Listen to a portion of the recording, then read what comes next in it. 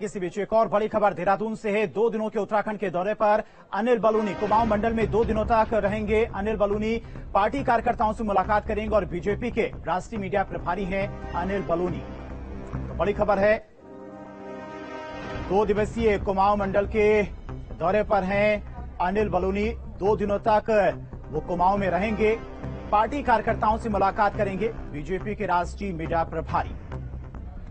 और सुरेंद्र असीरा लगातार हमारे साथ बने हुए हैं। सुरेंद्र, 2 दिनों के उत्तराखंड के दौरे पर पहुंच रहे हैं अनिल बलूनी और कार्यकर्ताओं से कुमाऊं में 2 दिन रहकर वो मुलाकात भी करेंगे, साथ ही साथ तमाम रणनीति भी आने वाले चुनाव और आने वाले समय के लिए।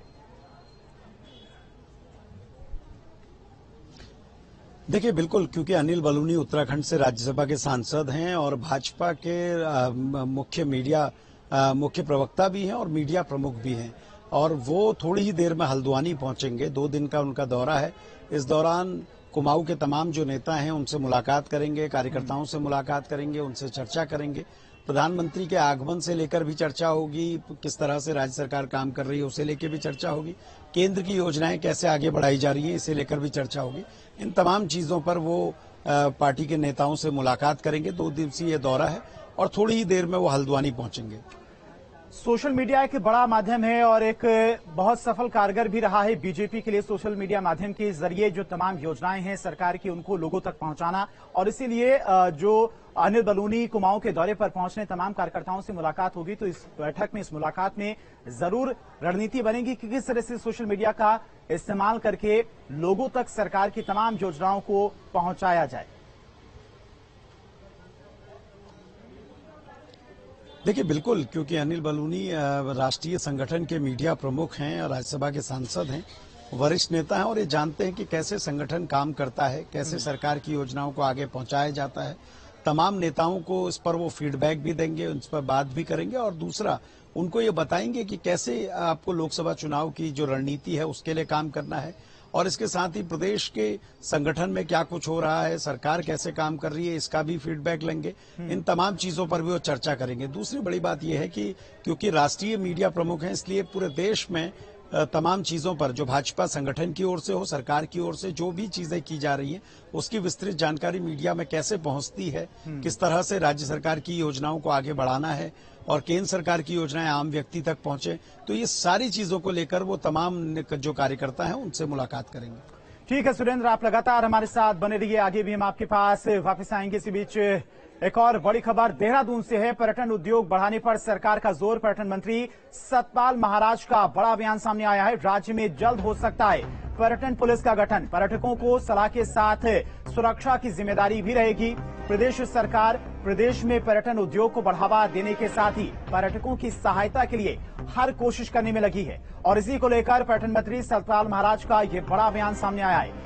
कैबिनेट मंत्री सतपाल महाराज ने कहा है कि प्रदेश में जल्द पर्यटन पुलिस का गठन हो सकता है, जो पर्यटकों को जरूरी सलाह देने के साथ ही उनकी सुरक्षा की जिम्मेदारी भी संभालेगी। तो पर्यटन मंत्री सतपाल महाराज की तरफ से यह बड़ा बयान सामने आया है। सतपाल महाराज ने कहा है कि प्रदेश में जल्द ही पर्यटन पुलिस का गठन होगा, जो कि पर्यटकों को जरूरी सलाह देने के साथ साथ उनकी सुरक्षा की जिम्मेदारी भी संभालेगी। इस यात्रा को और भी अच्छी तरीके से चलाने के लिए हम लोग काम कर रहे हैं, और ये आवश्यकता महसूस हुई है कि इसमें हम पर्यटन पुलिस को लाएं, जिससे कि जो हमारे होम स्टे चल रहे हैं, टूरिस्ट सेंटर चल रहे हैं, क्या क्या गतिविधियां इसमें हो रही हैं उसकी मॉनिटरिंग करने के लिए जहां जहां रेवेन्यू पुलिस है, रेगुलर पुलिस नहीं है, वहां पर कम से कम हम अपनी जानकारी प्राप्त करें और क्या वहां एक्टिविटी हो रही है उसको देखने के लिए। बहुत से लोग कभी कभी हमने देखा कि गंगा जी में बोतल डाल देते हैं ठंडा करने के लिए, तो ऐसी एक्टिविटी नहीं होनी चाहिए। तो इसके लिए ये आवश्यकता महसूस की जा रही है।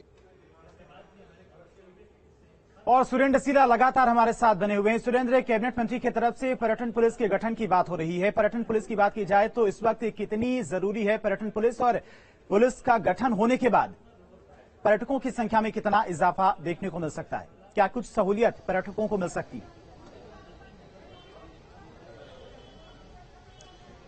देखिए, अभी तो बतौर पर्यटन मंत्री सतपाल महाराज ने समीक्षा बैठक में इसकी बात की और उन्होंने इसकी जानकारी दी। हालांकि ये इतना आसान भी नहीं है, क्योंकि किसी भी तरीके के फोर्स के गठन के लिए बाकायदा एक नियमावली बनी हुई है और फिर राज्य सरकार बजट को भी देखेगी, वित्त विभाग से अनुमति होगी, पदों की स्वीकृति होगी, उसके बाद एक नई फोर्स का गठन होगा, जिसको फिलहाल कर पाना बड़ा आसान नहीं होगा। हाँ, ये जरूर है कि सतपाल महाराज ने इसके फायदे जरूर गिनाए हैं। उनका ये कहना है कि अभी सिविल पुलिस को सारी चीजें देखनी होती हैं और उससे पर्यटन को बहुत ज्यादा सॉफ्ट हम नहीं कर पाते हैं। यानी जो पर्यटक आते हैं उनको जानकारी भी चाहिए, उनको इस पर सलाह भी चाहिए। किसी तरह की दिक्कत हो जाए तो वो एक ऐसी फोर्स हो जिसके पास अपनी प्रॉब्लम्स को शेयर कर सके। तो इसलिए उनका ये कहना है कि पर्यटन वीर या पर्यटन पुलिस के नाम से अगर एक संगठन या एक ऐसी फोर्स तैयार की जाती है जो सिर्फ स्पेसिफिक जगह पे पर्यटन को देखेगी, धार्मिक पर्यटन को देखेगी, एडवेंचर टूरिज्म को देखेगी, एक्सपीडिशन अगर कोई आ रहे हैं उनको देखेगी, माउंटेनिंग के लिए कोई आ रहा है तो ये तमाम चीजों को देखेगी और जिसका फोकस सिर्फ उस पर रहेगा। इस तरीके की फोर्स के गठन की उन्होंने बात कही है जिससे हमारा टूरिज्म बढ़ेगा, जिससे पर्यटकों को जो दिक्कतें होती हैं वो नहीं होंगी। लेकिन ये सब शुरुआती स्टेज है जो उन्होंने एक पर्यटन की समीक्षा बैठक में कहा है। इसका ठोस निर्णय सरकार को लेना है कि ऐसी फोर्स होगी तो क्या होगी, कर्मचारी अस्थायी होंगे, स्थायी होंगे, पुलिस से लिए जाएंगे, नया फोर्स बनेगा, नया फिर से रिक्रूटमेंट होगा। और की तरफ से बात जरूर की गई है, फायदे जरूर गिनाए गए, लेकिन अभी वक्त लग सकता है पर्यटन पुलिस में। फिलहाल तमाम जानकारी के लिए आपका बहुत बहुत शुक्रिया। बढ़ते आगे, उत्तराखंड में जल्द ही लोक निर्माण विभाग के गेस्ट हाउस पर्यटन के तौर पर भी विकसित किए जाएंगे। उत्तराखंड के लोक निर्माण विभाग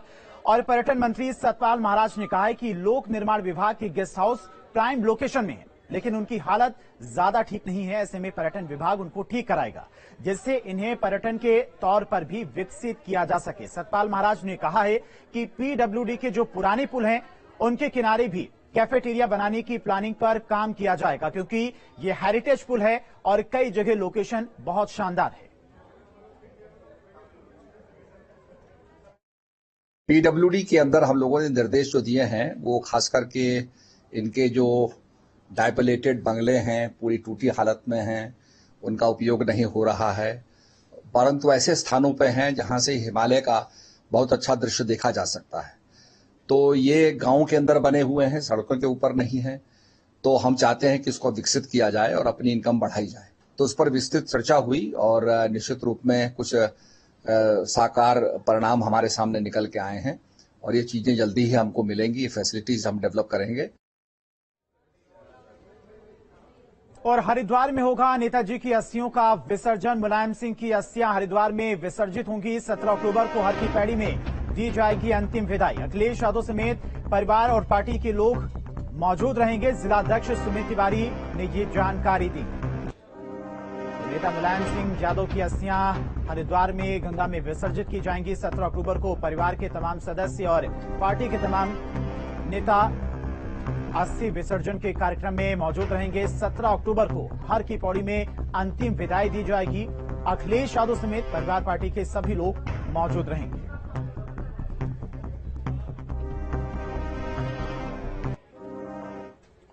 और उत्तराखंड सरकार ने आपातकालीन अवधि के दौरान जिले में बंद रहने वाले लोकतंत्र सेनानियों की सम्मान राशि बढ़ाने का फैसला लिया है। राज्य सरकार ने अब इस सम्मान राशि में करीब 4,000 रुपए की बढ़ोतरी की है। दामी सरकार ने लोकतंत्र सेनानियों और उनके आश्रितों की पेंशन बढ़ाने का आदेश जारी कर दिया है। इस आदेश के मुताबिक लोकतंत्र सेनानियों की पेंशन 16,000 से बढ़ाकर 20,000 हो गई है।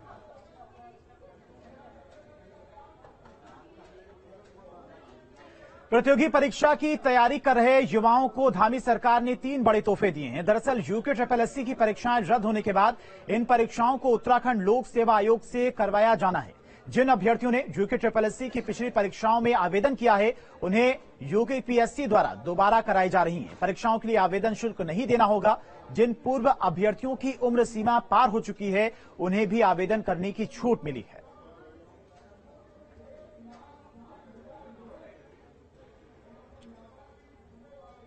और स्वामी अभी मुक्तेश्वरानंद सरस्वती के ज्योतिष पीठ के शंकराचार्य बनने पर चमोली में भव्य महासम्मेलन आयोजित किया जा रहा है।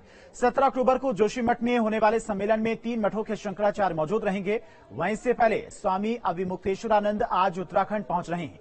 साथ ही द्वारका में शंकराचार्य सदानंद सरस्वती महाराज व श्रृंगेरी से विधुशेखर भारती महाराज आज बद्री आश्रम पहुंच रहे हैं और 16 अक्टूबर को तीनों शंकराचार्य बद्रीनाथ केदारनाथ के दर्शन करने के बाद ज्योतिष मठ पहुंचेंगे और 17 अक्टूबर को नगर में विशाल शोभा यात्रा निकाली जाएगी।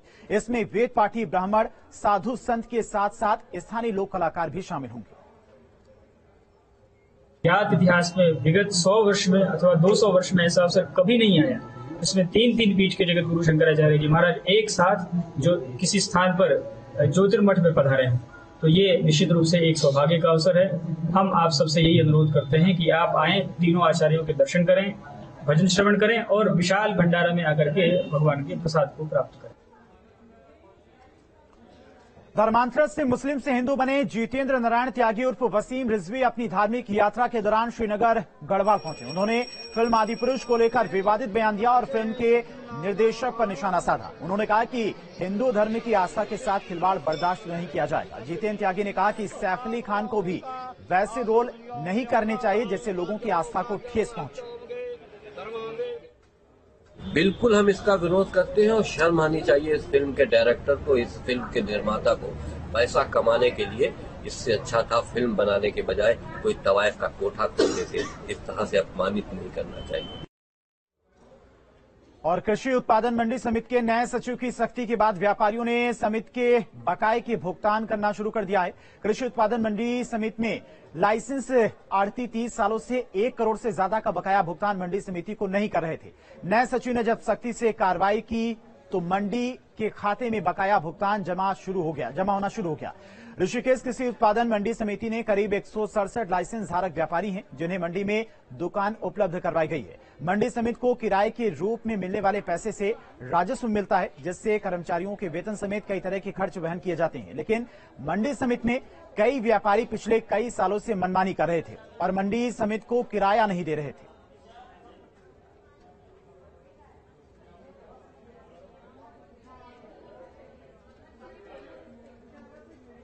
और फिलहाल इन्हीं खबरों के साथ पहाड़ समाचार में इतना ही, लेकिन न्यूज स्टेट पर खबरें लगातार जारी हैं। बने रहिए।